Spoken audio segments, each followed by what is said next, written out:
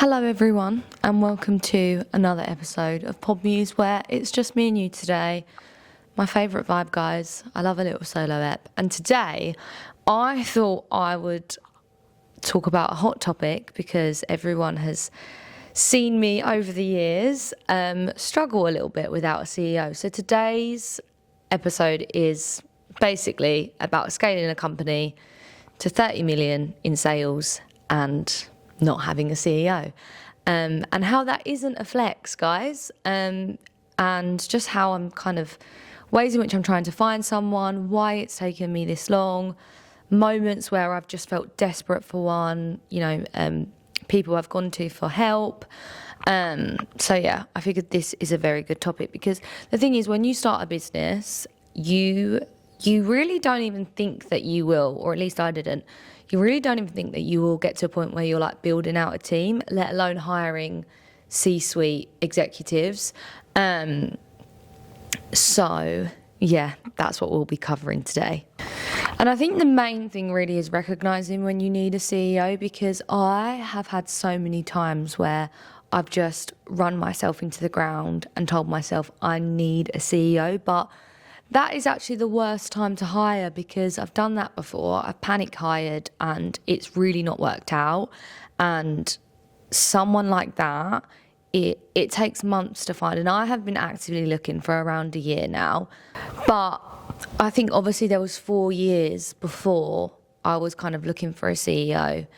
And I think it was me really kind of like waking up every single day and not really realising how big Odd Muse is. And I've spoke about this on another episode of me never really understanding how big Odd Muse is. Like, I've kind of just been in every single detail for the longest time. And it's just, for the last two years, it just hasn't been feasible and it just hasn't been possible. And I think that's why you see me kind of like once every couple months just absolutely crash and burn.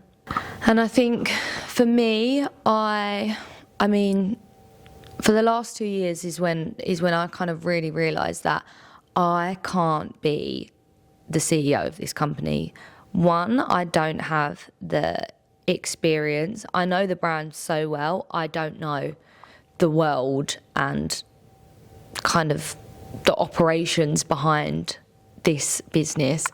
I know Odd Muse better than anyone else. I can creatively lead Odd Muse better than anyone else. But what I can't do anymore is kind of balance being a founder, being a creative director, and being a CEO in conversations, to be totally honest, that I don't want to be in. Like, there is a side to everyone's job that they don't really enjoy, but I really found it to affect my creativity. And what I've really learnt this year is Odd Muse really needs me creatively more than anything else. Operationally, I have led us into so many mistakes, and I've spoke about coming to New York and building the US warehouse in the basement of our store. That was never going to be scalable for us because it's such a small basement.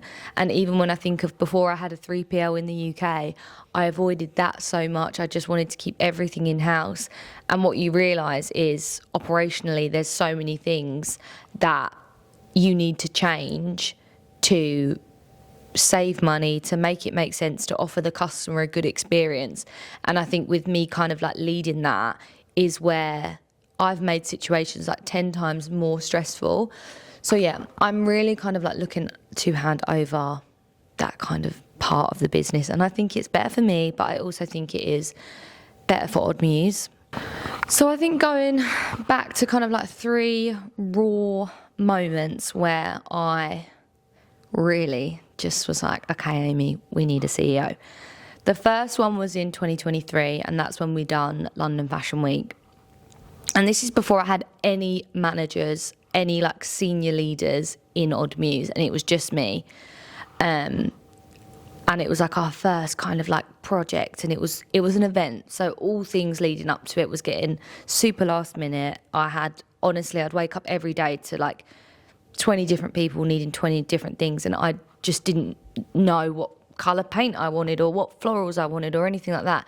And that was the first time I experienced actually needing to take a break, but physically not being able to. And I think that's one thing we need to really think about when we're thinking about founders and seeing them really stressed. Like, it's so easy to say, take a break, you need to take a break. But some things come down to deadlines. So there might be an event happening, there might be a collection launching, there's so many things that are time sensitive for a founder. So sometimes it is just not possible to take that break. So I think that was like my first experience, our first like big project. That was like before we done any pop-up stores. That was like the first time Odd Muse was doing something in real life. And I think that was when I was like, okay, I can't really run this because I don't even have like the management skills. And that's when I first started like hiring more managers and looking into more senior team leaders. But I'd say I wasn't really at CEO part then, because that was like 2023. Then 2024, it's always around the same time as well, guys. It's always Q4 coincidentally. But last year I posted a video on TikTok right after I had spoken to my therapist, and she basically said to me, you started baking cakes and now you're running like a superstore. And that hit me so hard because I knew for the last 4 years I'd been running my company like I was baking cakes, and the reality was it was this superstore, and that was like poor management and poor leadership from me because I just could not get my head around how big Odd Muse was. And I think that led to everything coming in at once. So, you know, not really having led the team in a way that is better for us all, not having have led the operations to a point that's good for my customer, not being prepared for things that change in the world like tariffs. And I actually posted that on TikTok and had a real breakdown. And Stephen Bartlett actually picked it up and he reached out. And honestly, since that moment, he's been really helping me try and find a CEO. And I'll talk a little bit about how amazing Stephen has been and some other people that have really kind of helped me in industry when they don't need to or they're too busy.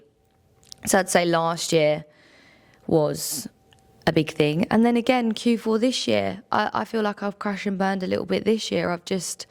It just really gets to you when you're like, I don't know what I am doing, and someone else could be doing this better, but it's so important I find the right person, and I genuinely have been looking. Picking a CEO is one of the most important decisions you will ever make in business, because this is essentially choosing someone that is going to be by your side for at least 5 to 10 years. And if that goes wrong, it's such a commitment in terms of handing the reins over. It's such a commitment in terms of, you know, offering these people a competitive kind of like package to come over. It's just, it feels like such a risk, and it is so foreign. So I think that's why it's taking time. But yeah, Q4 for the last 3 years, I'd say, have been my 3 moments where I'm like, okay, Aimee, we literally cannot do this. So in my kind of like recent Q4 breakdown, I was actually getting I was getting good advice from Mr. Stephen Bartlett and Mr. Simon Squibb, 2 very successful people that I just really respect. I really respect how much they reach out to me, how much they check in, and how much they genuinely want to help people, like not just me. Since being connected with Stephen, he will always reach out and say, Aimee, can I connect you with this other founder? I think you can help them. And I'm always like, absolutely. And I think the fact that he has the time to do all that, like, I really want to work on not being so frazzled, because I would absolutely, and I do to an extent, but I would love to be that active in kind of like helping people in the business space who are running smaller companies and just, you know, need to connect with a few people to just help them. So that's one thing about Stephen, and I actually don't think he gets enough credit online for how brilliant he is to all founders, to female founders, like the amount of females that he has connected me with to kind of help them in industry. I just think it is really profound. But anyway, he has been saying to me for the last year, you need a CEO. He said to me last year, I remember he sent me like a 12-minute voice note at like 3 a.m. And he said to me, I don't know how you have got to the revenue you have got to without a CEO. I wouldn't be able to do it. It's not, I don't know how you've done this. I don't know why you've done this. That was quite a lot to hear, and it kind of made me feel a bit more sane, because I was running myself into the ground, and I've always struggled with like feeling really guilty when I'm upset and stressed at work, because essentially I am living my dream. This is beyond anything I ever wanted. So I really kind of like make myself feel bad about feeling bad.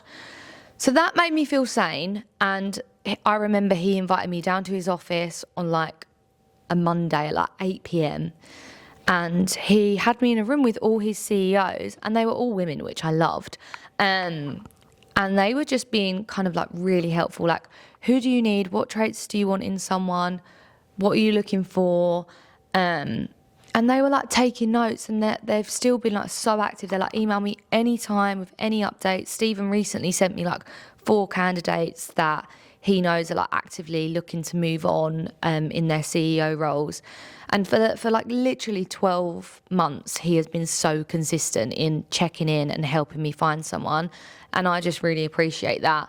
And it's the same with Simon Squibb. Like, he is absolutely brilliant. He checks in with me a lot. He also reaches out, again, the same. And he's like, can I connect you with this person? Can you do this? And I just respect that so much. But his advice was actually conflicting to Stephen. So Stephen always says to me, you need a CEO. Simon's advice to me is to get a co-founder. He's like, I don't know how you've done this without a co-founder. And it's essentially finding like another me that has equity in the company, that is as driven as me and is across everything, rather than hiring someone and handing like a lot over and not having an eye over it. Which I found quite interesting.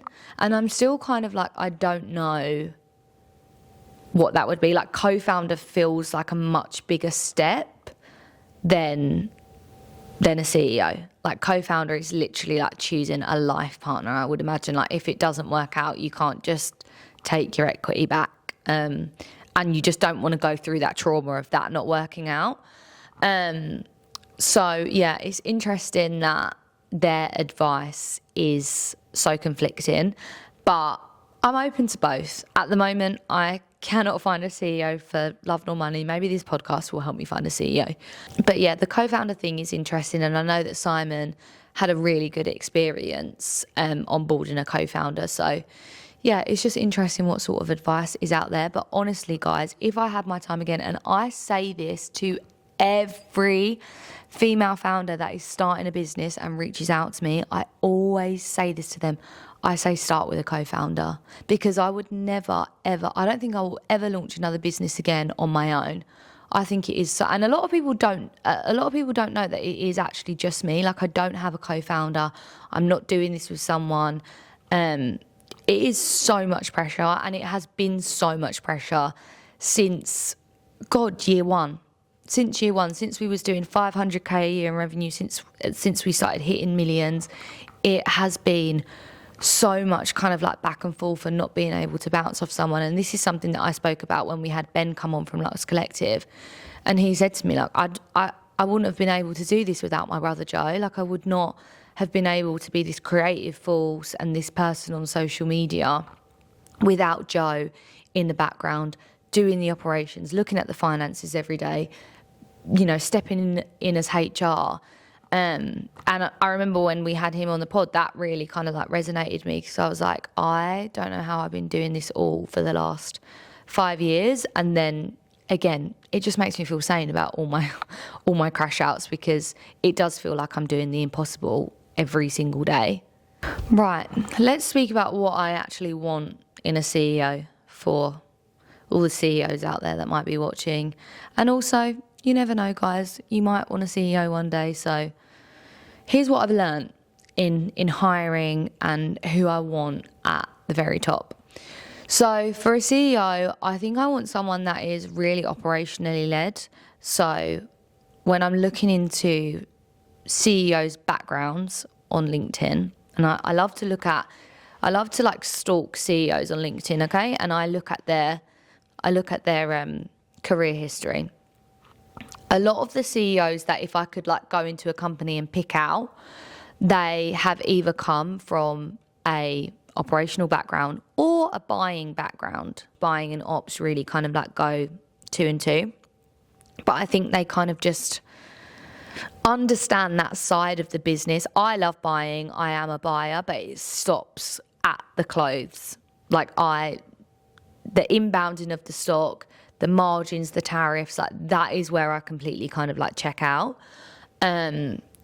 So yeah, I think that's hiring to my weakness, and that's the kind of like CEO background that I want, because I feel like I love creative, I love marketing. I just want a CEO with like a really operational head on them. So that's like baseline, okay, guys? The next thing I want is just a nice person.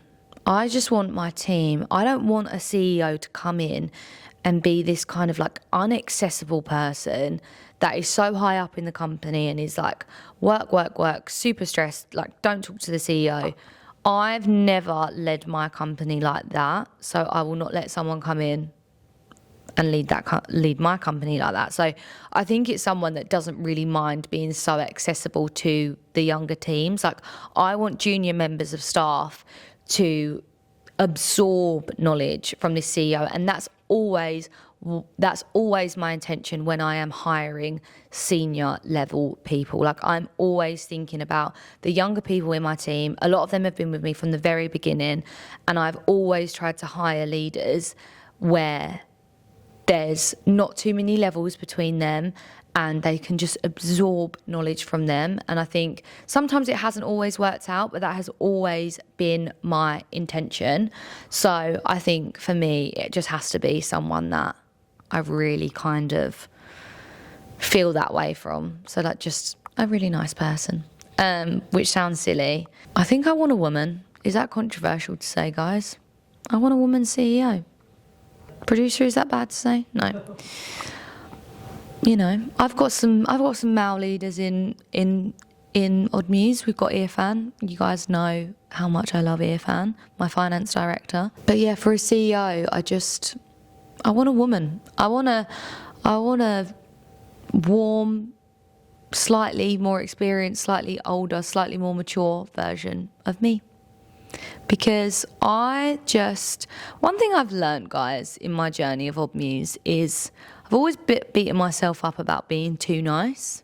I don't think you can ever be too nice. Like what? Like imagine being too nice and that being kind of like a bad thing. Like how is that a bad thing?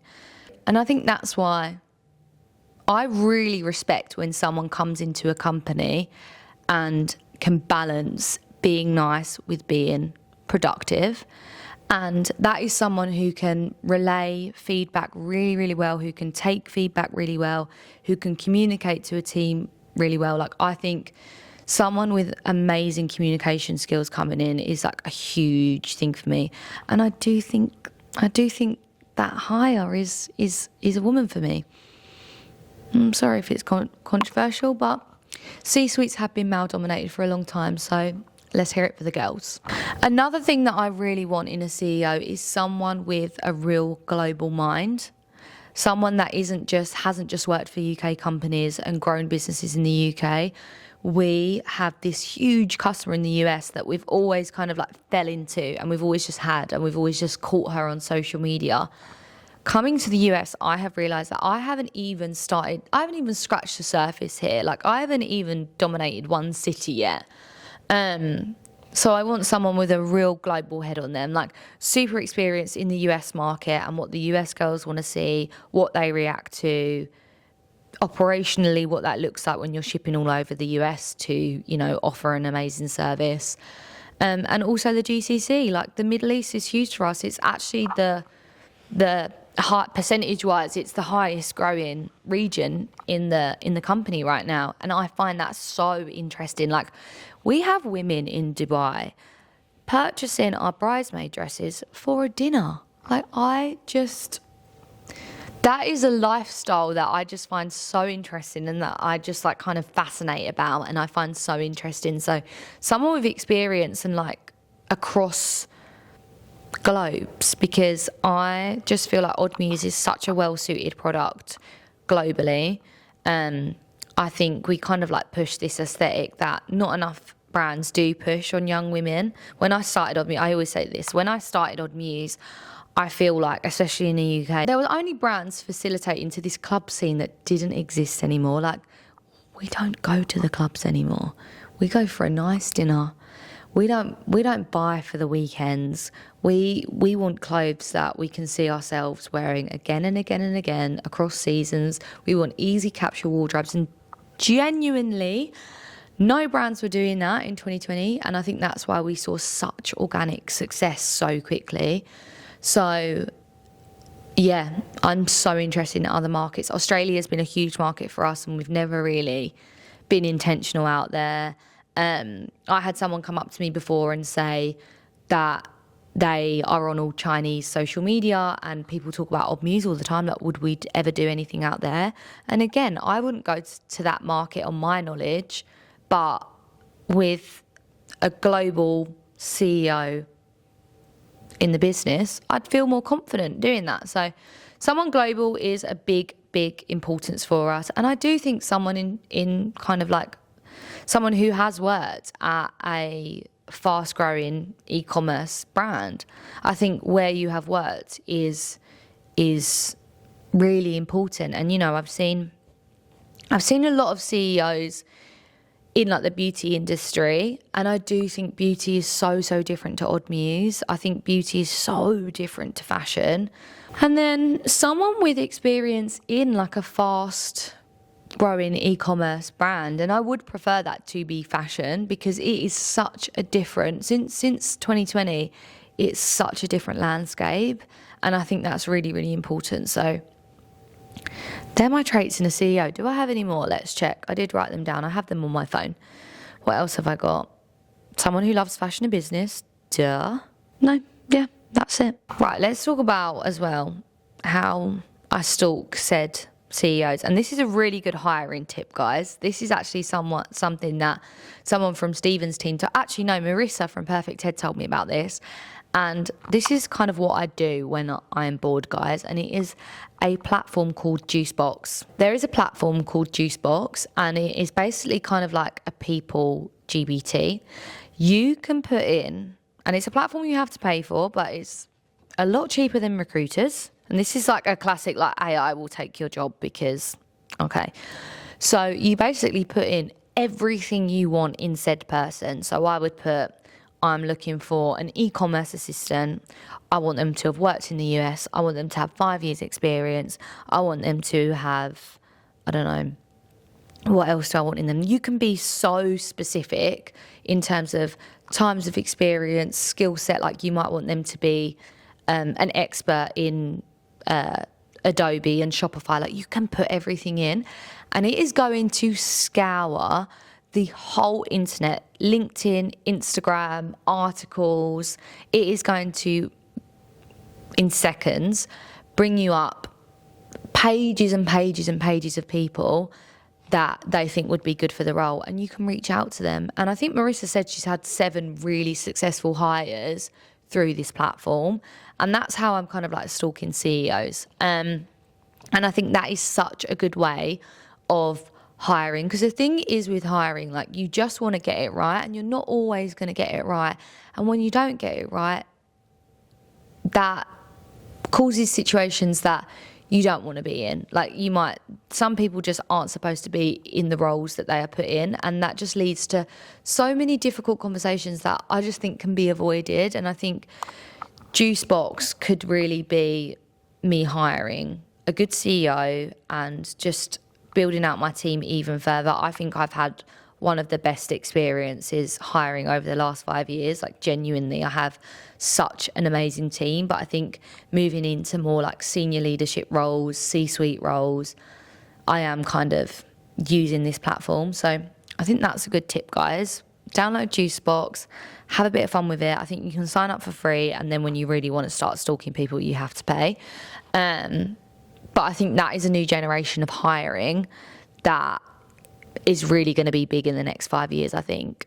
Let's actually touch on, before we close out, let's touch on like my journey to a CEO, because obviously I have known for the last like couple of years that it wasn't just going to be like an overnight thing. Like I knew that it was going to take a long time. So I started by building out a head of structure in the business. So these are still kind of like senior leadership roles that don't kind of like offer such a big gap in between my junior members of staff, and I've just seen so much benefit from that. So I think our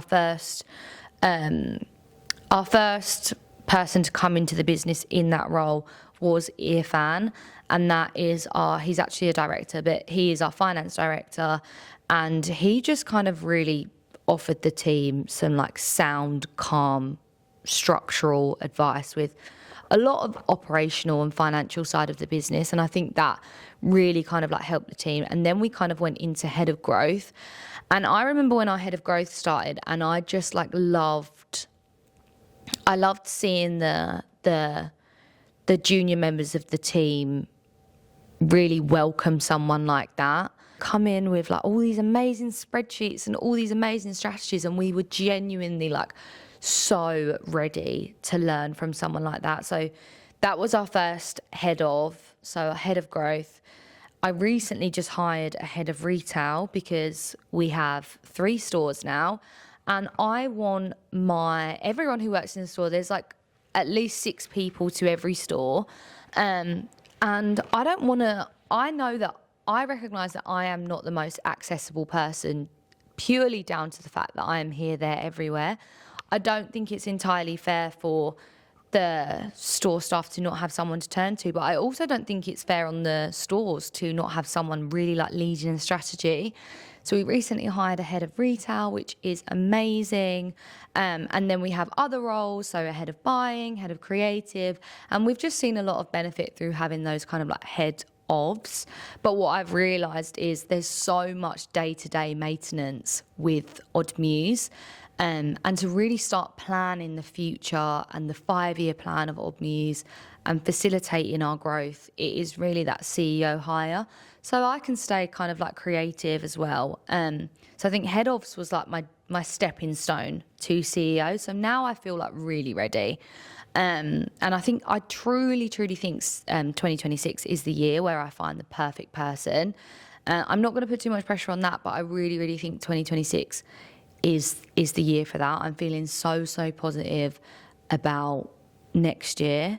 So I guess to close this out, I am super proud of myself that I have built Odd Muse to $30 million a year without a CEO.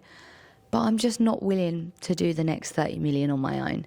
And I think we've seen that this year. Like our 2024 and 2025 numbers are very similar. And I did a lot of content last year where I was basically saying, I don't want 2025 to be this massive growth year. I want it to be a stabilising year. I want to get people in the right places. I want to be, our most profitable that we've been. And I'm not bothered about having that 200% on the year and it looking to other people that we're just still going like that.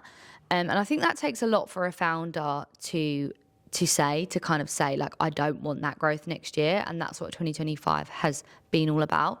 But I'm ready for 2026 to see growth in the right areas with the kind of like right people and a CEO. So I think, I was willing to do a $30 million a year. I'm not willing to do an extra 30 million. And one thing I actually haven't touched on in this podcast is I am so comfortable with where Odd Muse is. I would be happy if we never grew and we stayed as we are. I'm so happy with the customers we have, the stores we have, the team we have. Like, I am not necessarily looking for growth. However, I recognise the potential in Odd Muse, and this business isn't just about me. This is about everyone who works for Odd Muse. This is about everyone who's supported Odd Muse. And I genuinely believe that Odd Muse is in the same conversation as all these huge established brands. Like, I have people message me who work at high established brands, and we are always on their mood board in all these meetings. We are spoken about in huge offices. I know that. And I believe we can be as big as this brand. Like, we can go to $100 million and beyond. I know that about Odd Muse. So I don't think it's fair for me to cap the potential of this brand based on just what I want to achieve. I don't want to do that mega fast. I don't need a big investment board to do it. I don't want a big kind of like strategy to scale 400%. I want to do it slow and steady. I want to keep to, you know, our mission always. But capping it at what we are now it almost feels a bit selfish to me. So I think, yeah, I'm not willing to take it any further, but that doesn't mean that I shouldn't hire people to take it further. So that is a big reason for me hiring a CEO as well. So yeah, 2026 really is my year, guys. And I guess if you're listening, whatever point you are, you might be looking for your first hire. You might be looking for your first leader, like a manager. You might be looking for your first head of or a C-suite. And I think just don't be scared about needing help. I think hiring is the scariest thing ever, because it's really important that it works out and that you find the right people. But don't be scared. It's not a weakness at all. And I have no problem with people coming into my business who are better than me at these things. Like, that excites me. I know that my team are going to love that. I know that we're all going to benefit. And I think that takes a lot for someone to switch, because it is so intimidating. So I guess from this episode, I just want you to know that I have had the same fears, but I've also seen benefits from hiring people that know more than me and are more experienced than me. I've also gone through some really hard times. I've put the wrong people in the wrong positions and it just hasn't worked out for me. And I've had that happen to me every single year in business. So yeah, I just don't want you to be scared, because doing it all on your own, it is super difficult. And I feel like I've put myself through too much struggle, and I want to start enjoying my success. I want Odd Muse to grow without it being such a kind of like responsibility of mine. And, you know, the first thing I think of when I wake up and the last thing I think of before I go to bed. So I guess I just want you guys to not feel scared for asking for help, needing help, crying on TikTok if you really need to do that, and hire a CEO or hire a leader if you really need to. So I hope you've enjoyed that episode, and I'll see you on the next one, guys.